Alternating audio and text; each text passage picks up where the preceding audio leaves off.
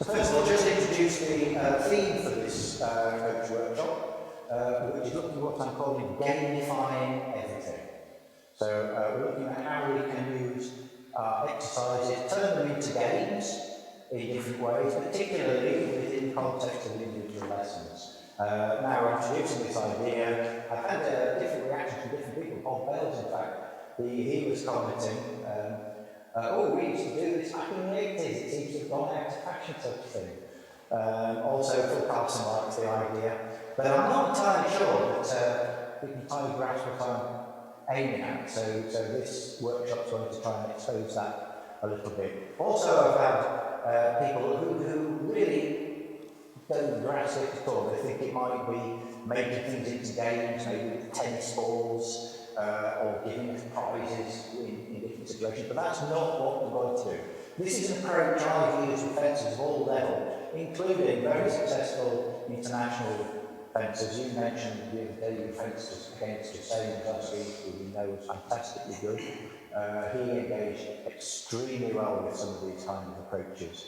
And the thing I find is this particular approach, fencers of all levels do lift their level within that gamifying approach. They really focus, they're really motivated, they're really stimulated by this, and you can make very significant improvements with this. One first thing to observe, any athlete, and fencers are athletes, enjoys games. That's why we do sport, isn't it? We enjoy the competitive element, we enjoy the game element, and so it benefits us if we can introduce this into our practice and make it more productive in that kind of way.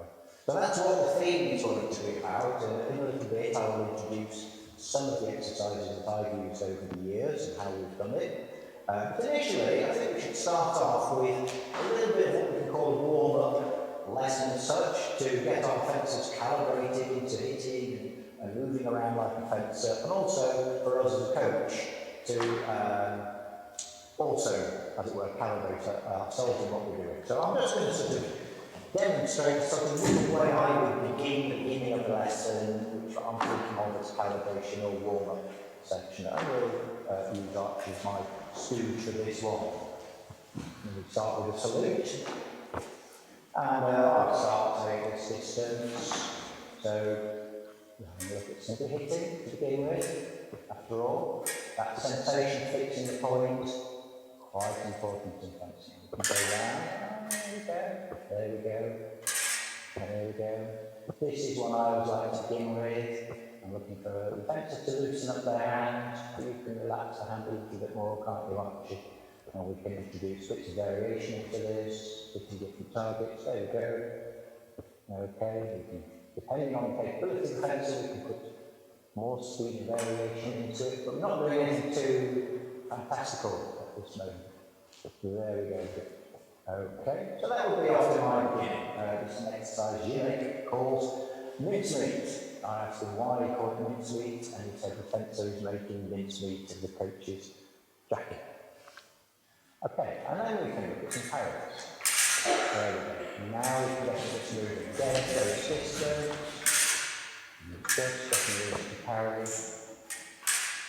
Now I actually deliberately slightly turned the body because I think the second pass is a little bit wayward in terms of where it's going. So now we're required to be precise in this case and get the points. Good.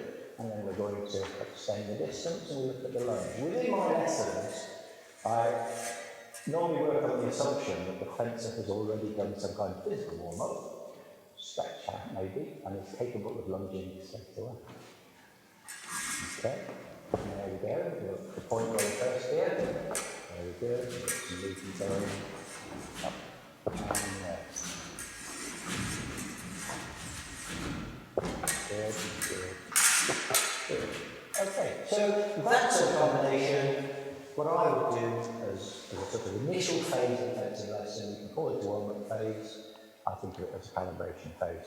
So what we do is get a fencer, just go through that little sequence. You can do it your own, this thing, you can do something that you do or something different, just to get us used to coaching, get folks used to movement, because there's going to be a lot of stuff throughout the day, and we're going to need to be able to do all these kind of things. Yep, so if I get kids up.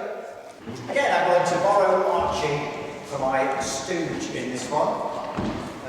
This particular game, I've tended to do this towards the end of lots of lessons. And I didn't really mention the same, I didn't load with the same. The same is always very keen to engage in this.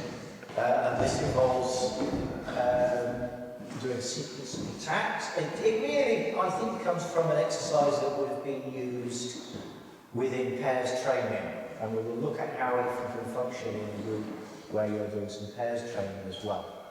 I did a lot with David Alexander, and he would always say, oh, we're going to do the game, and we're going to do the game, and it would come on at the end of it. The principle is very simple, but when you get into it, it gets really quite subtle and involved, and it can be immensely challenging to a fencer, and also very stimulating. And the idea is this, the rules of the game are this. You will be the attacker, you're attacking. You can do either simple direct thrust to hit the target, or you can do direct feint disengage to hit the target. And this gets to the core dilemma in fencing. How does he get the point from where it is over there to here before this person does something? And I, as the defender, am only allowed to do one cart parry. That's my only possibility. So I can either parry or not parry, as I wish. Archie has 10 goes. If he fails to hit the target, I get a point. If he hits the target, he gets a point. Okay? The same, incidentally, we did this for years. He never got 10 out of 10. Right? He never got 10 out of 10. On one occasion, where the whole club just stopped and watched, I beat him with a banana rather than the foil. I parried his attacks with a banana. Maybe that's what you were missing the other day. Do you see? And then at the end of it, the banana broke on the last one, and he said, oh, I'm quite hungry, I can eat that banana. And he ate the banana.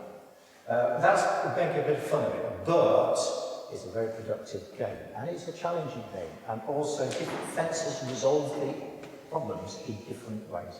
So, Archie, how many out of 10 are you anticipating you're going to get?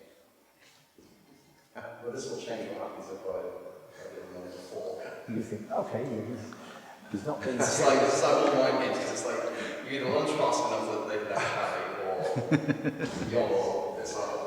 Yes. Okay. Thought he might throw a disengage in straight away. You'll see a bit there are only coaching elements with that. Oh, man. So we're one each.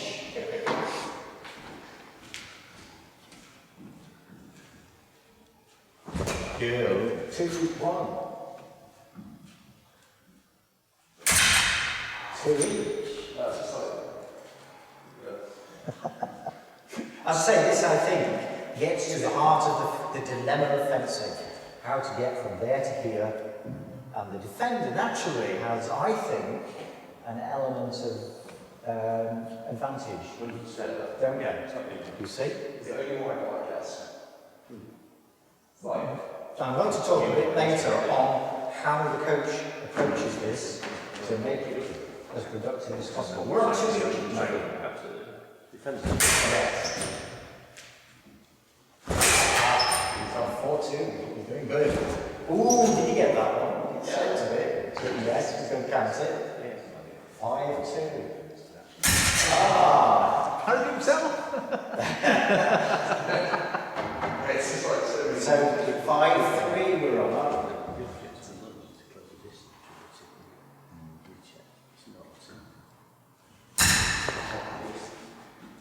At 5-4, one more go.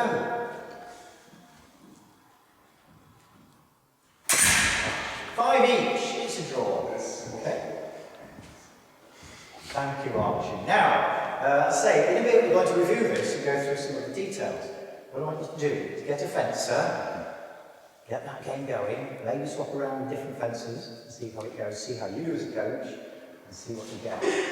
Okay? But remember, the coach just does that or not that.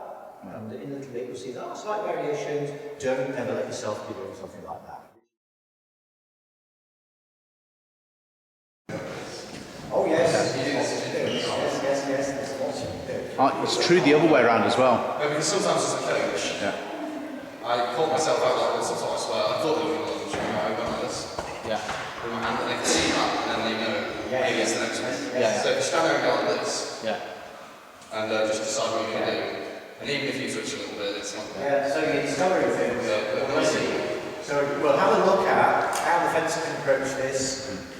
Some of the things I've seen fencers try to do. How as a coach you can do things. And I want to sort of emphasise here one thing that I think with lessons in particular and other things generally, the fencing lesson always refers to things outside the lesson. Most typically the fencing bounds. But we can also actively refer to this imagined referee beside us and things like that. And we should do this. We should create an imagined world that surrounds what we're doing.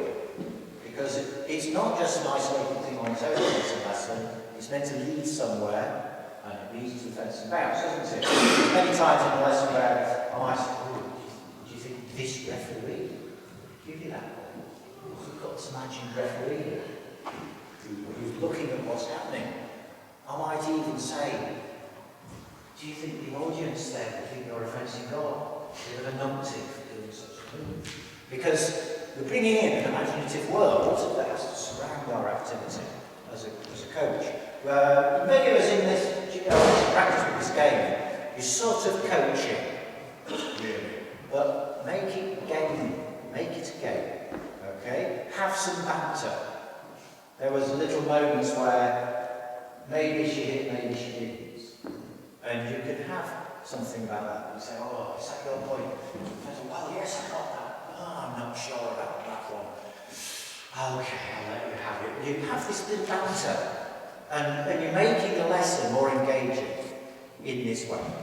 Now, we look at some of the possibilities of how the fence is going to resolve this problem of how to hit with this move, and how the coach is going to finesse that and change it. Arch is seeing that you can maybe use a delayed action there.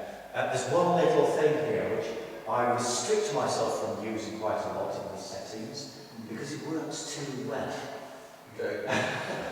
And what happens is the fencer tries to watch what your blade's doing and, as it were, respond mid-lunge. It's quite a high level skill. And they try to do that, and it's a perfectly valid thing to do.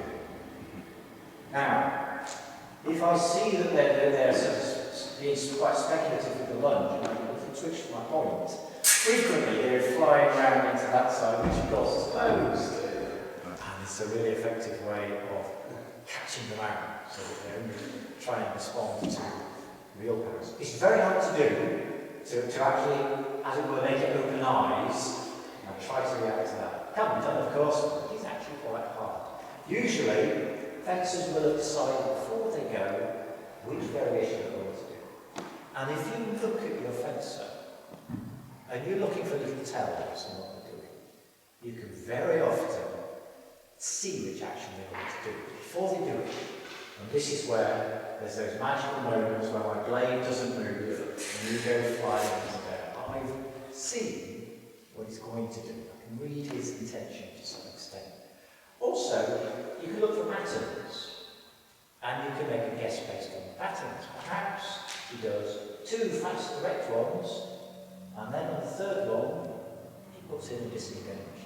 And you can sort of see that pattern sometimes, and you can do it. When it comes to doing cart parry, I do think cart parry is a world-beating move. And I've often said to fencers, if you could perfect this cart parry repulse, you would eventually become world champion. I've said this to fencers, and I do think there's something in that. Because you will see it used effectively at all levels, won't you? Right up to the Olympic final, what are they doing to defend all the time? ball, ball. Yeah? So it's well, it's a move. What can you do with discard parries, coach? Maybe, I'm surprised you don't run straight away with the parry. As soon as you move, go for that parry nice and sharp. And he's not ready for it, it's surprised him. Or I leave it really late, to try and leave it to there. Now the trick to doing the late parry from a coaching point of view is to pay attention to the foot, because the attack will typically end just as the foot lands. So if you pay some attention to the foot, you get that late parry timing, so they think they're just about to get you, and you then pick up the parry. So you can play with the timing of the parry, is what you can do. Other thing is the accuracy of the fencer. Within this game, I can displace the target a little bit, can't I? You see? Yeah. Or I can displace it anyway. There's one where, in one's a film with you saying where you're not really getting money because I've ducked down and he's split. And his point went flying over my head. And it was really annoying. But you can put these things into it. Alternatively, if I do a suggestion of a gap attack, you see, there's lots more little variations you can put into it. What I'm not going to do, I'm not going to step back with parry. I'm not going to do more than one parry. I'm not going to do different parries. I'm just going to do the card parry. It's quite important, of course, to have a good guard position here. Make sure you are genuinely close here. If their blade creeps through because I'm not properly on guard, that's once again, isn't it? You see? So I've got to have that proper guard position, which for a left-hander becomes even more critical, doesn't it? If he's coming from the left-hand side and he's going to creep through there because I'm not properly on guard, his point. Yeah? So let's have another go at it. What did we get? 5-all last time, wasn't it? Yeah. Okay. We did.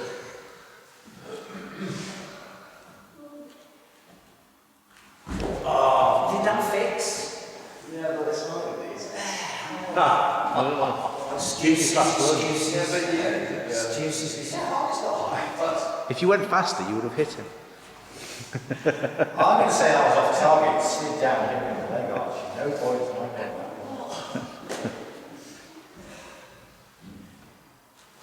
Oh, okay.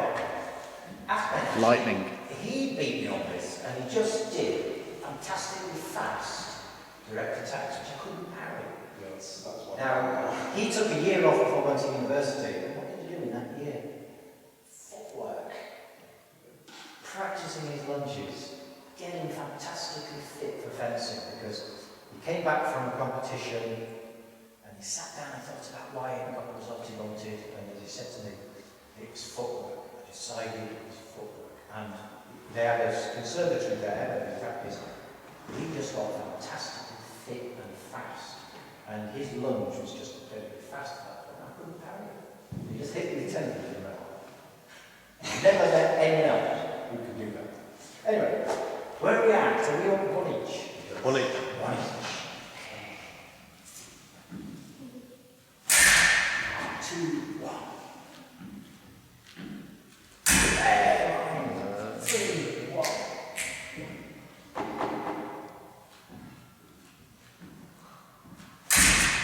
4.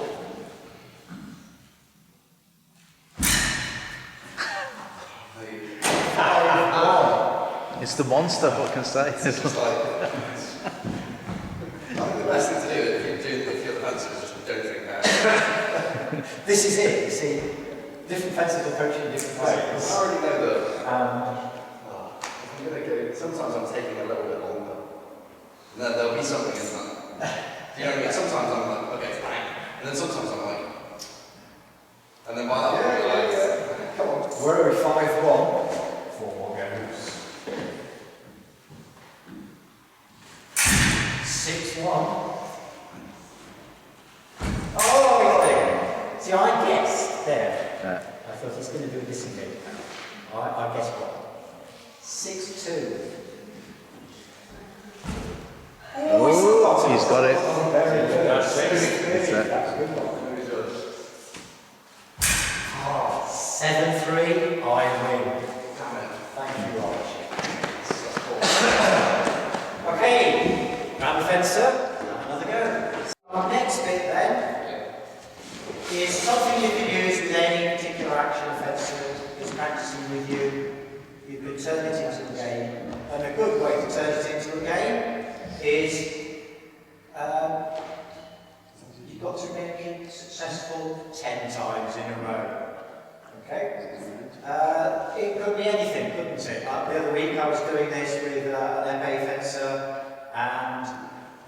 was circular seas hitting prey was the action in response to the flesh.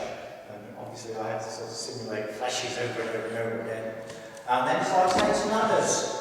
If you don't get more, you're back to the beginning and you start from one. This too I find very productive because fencers really improve what they're doing within this. They want to get every single one of them working hard, working well, and it really does give them the motivation to make sure every single one of them works. And we can choose any fencing action, and I think there's two bases on which we can decide whether they've succeeded or not. One, of course, is did they hit? Fairly straightforward. We're a binary thing.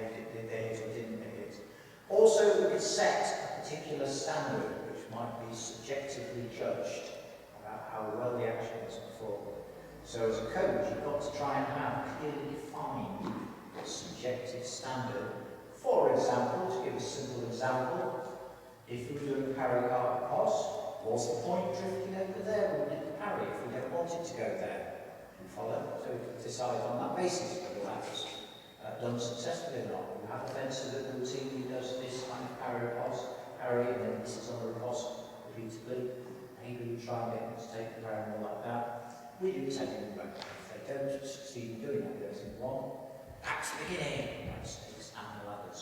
As I say, this too really sort of motivates a lot of fencers. And I was doing it with this American epicist, quite young, and I was having to simulate flesh attacks over and over, and then miss one, oh no, back to the beginning, go again, oh no. So it really sort of motivates in that kind of a way with that.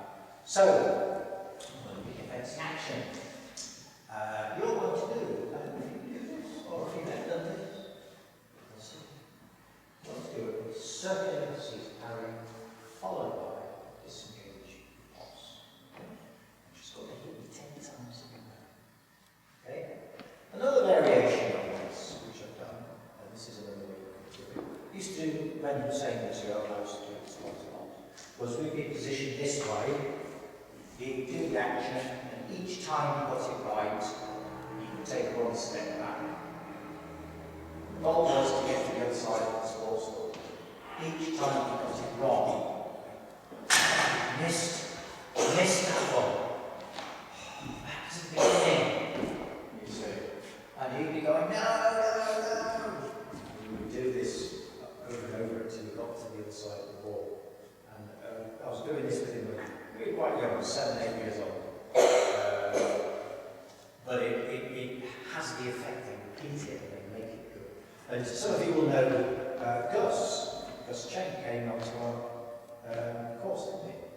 I was doing I think a pre-base thing with him, the same basis thing. Now what he did was deliberately rough up the 10th one each time. Because he wanted to do it again. I say again, and then you do 9, fine, and then on the 10th one, I missed it, I have to do it again. And we were doing it over and over and over. And he said, I can do 40, you know. And so it made the game, it made it fun, it made it productive practice. So we are going to do circuses, parry, disengage, what's thinking how to do that. Let's see. We're going to see if we get 10 in a row. On guard. Wait, I haven't done anything yet. You have to wait for my legs to come. Good. Wait for it. Wait for me. Yes. You find you don't need to move your feet here. Good. On 3. Good. Big beats are on there. So you can creep in little bits of twitching here, can't you? She's doing a bit here. It's more. What are we on? 4. Oh, wrong one. Back to the beginning. We start again. Are you ready? Oh, did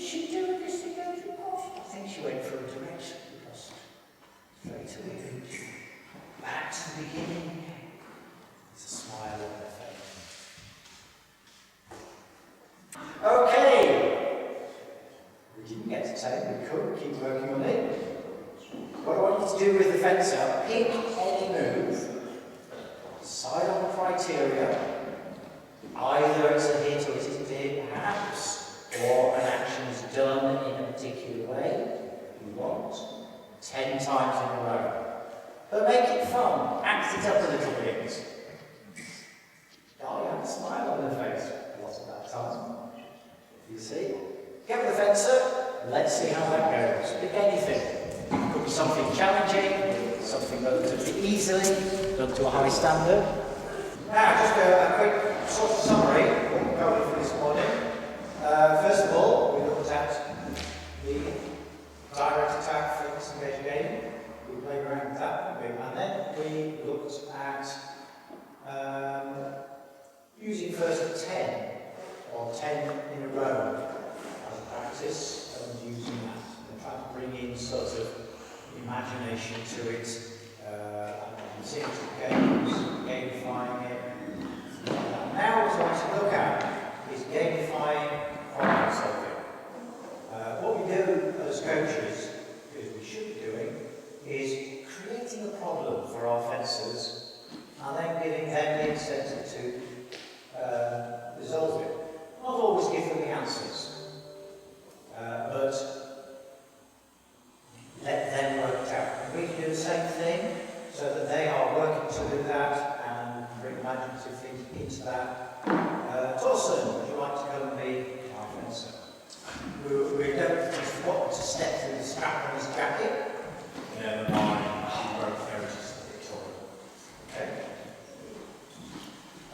From this, we can be giving any sort of lesson at all. And then we can introduce the problem that we want the fencer to resolve. So what we're going to do to start with, give Torsten a short lesson, look for something, and then we see where we go with that. And if we find a problem that doesn't have to be resolved, just try and gamify the resolution.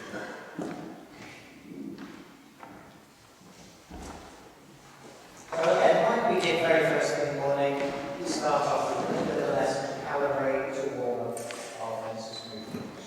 Good. Try and relax the shoulder. Nice. Let's go around here.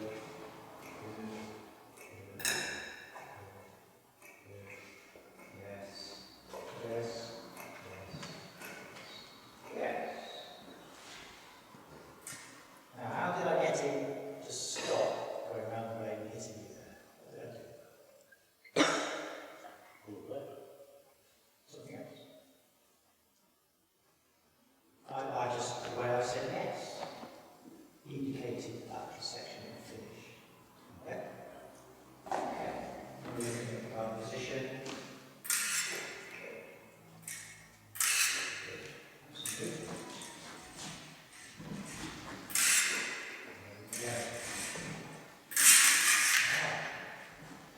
Okay. We've introduced a problem. Let's see the problem. I'm pretty sure it's also has the answer. Ah, good. You see, I didn't give him the problem again, but he was correct, wasn't he? There it is, he has the answer. Okay. Good. Good. So the problem's there sometimes, sometimes not, and he's able to deal with it.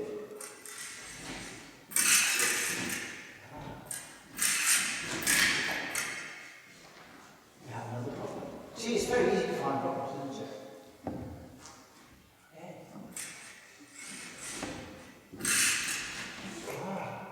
Okay, now, this is where it begins in company. He knows the answers.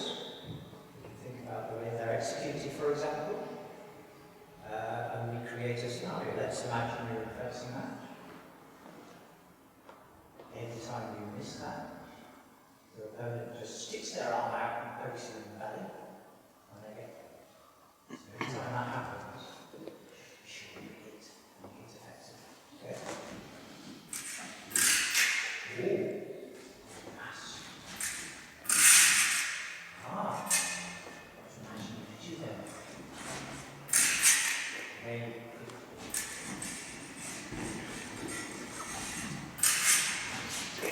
There you go. Well done.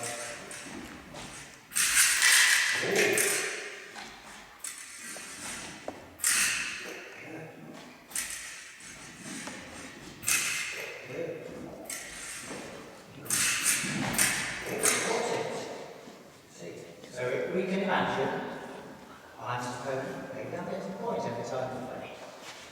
So now I'm going to slow it. So we've got quite a few things good. What to do with it? And this was 2 minutes.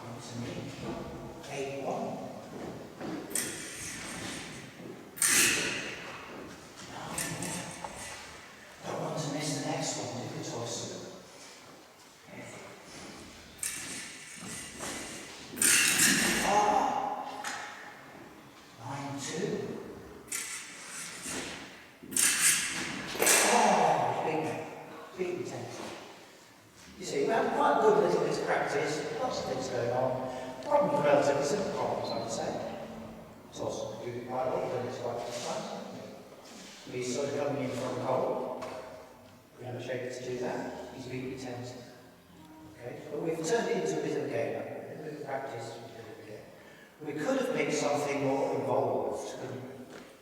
We could. We do powers of cream, don't we? Sometimes. I'm a bit nervous about the idea of doing powers of cream. That's what we want to do. So, this fencer does this. Okay. Have you got an answer?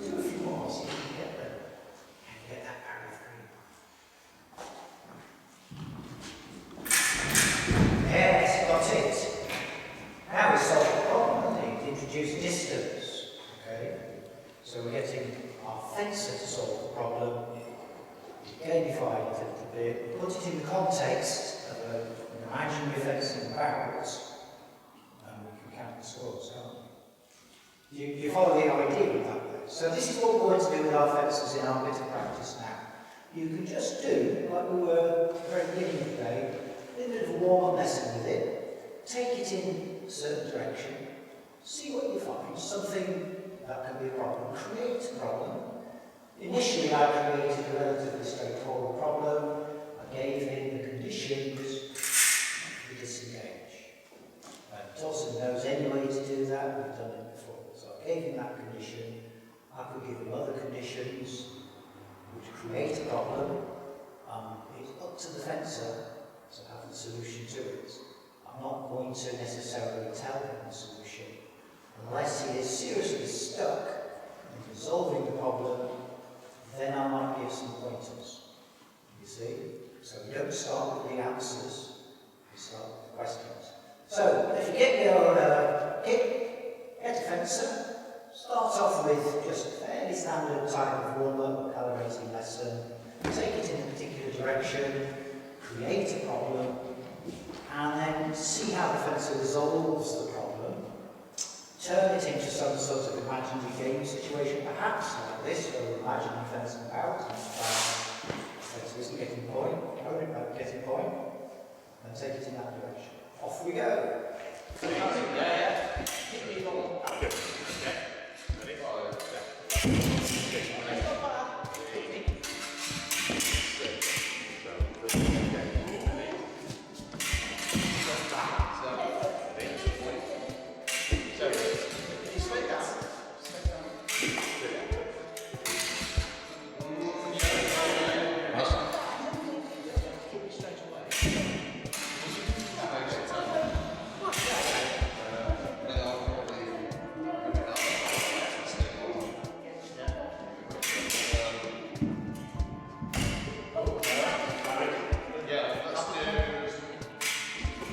No, it really wants to look at. Yes.